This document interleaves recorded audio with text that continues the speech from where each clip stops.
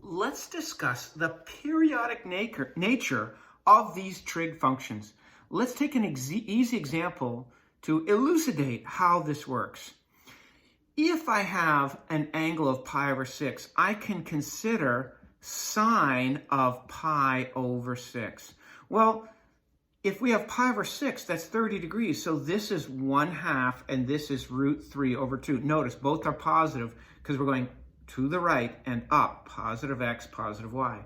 Sine is the y. So sine of an angle, this here is an angle, and we will get a ratio. Straightforward. Now, let's say we have sine of pi over 6 plus 2 pi. So instead of our angle being here, there is our angle pi over 6. I'm doing this, pi over 6, and now I'm adding 2 pi. So pi over 6 plus 2 pi is the same as pi over 6 plus 12 pi over 6, or sine of numerator plus numerator, 13 of these pi's over 6. Well, if I go all the way around the circle, I've got 12 pi over 6, right? Because that's the same as 2 pi. So if I go all the way to here, I've got 12 of these pi's over 6, plus one more gives me 13 pi over 6.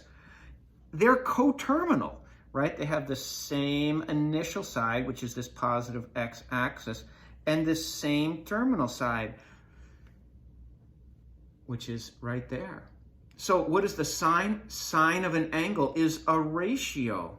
Here's our angle. Our angle has changed, but our ratio remains 1/2. That's opposite over hypotenuse.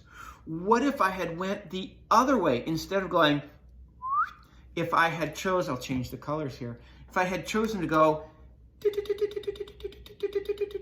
coterminal this way, well, that would be sine of pi over 6 minus 2 pi. And to make these compatible with the same denominators, I could say that's 12 pi over 6 to give us sine negative 11 pi over 6. Don't forget that negative just means go clockwise. So if we go in this red direction here, if I'm going once around the circle clockwise, then this will be negative 12 pi over 6. I'm going almost all the way to 12 pi over 6, but I back it up 1 pi over 6. So what is the sign there? Sine of an angle is a ratio. Opposite over hypotenuse will give me 1/2. Notice I'm getting the same ratio even though I had 3 different angles. But these are coterminal angles. Well, is there a way to predict where the coterminal angles pop up? I'm glad you asked.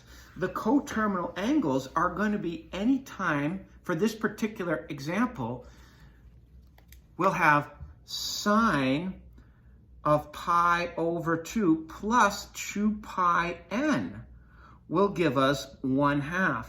Well, n is an element of the integers. We saw that we tried a +1 for n when we got this 13 pi over 6, and then we tried a -1 for n. I'm sorry, this should be pi over 6, not pi over 2. We tried a +1 and a -1, so we can keep on doing this. So what's another equivalent?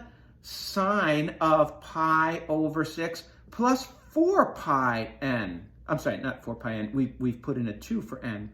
Plus 4 pi. It's a multiple of 2 pi. So that will get us all the way around the circle. So if we went pi over 6 and we added 4 pi, we'd go plus 2 pi plus 2 pi more. Well, 4 pi in terms of 6, 4 pi over 1 will be 24. So sine of 24 plus 1 is 25 pi over 6 will also give us 1/2. Sine of an angle is a ratio.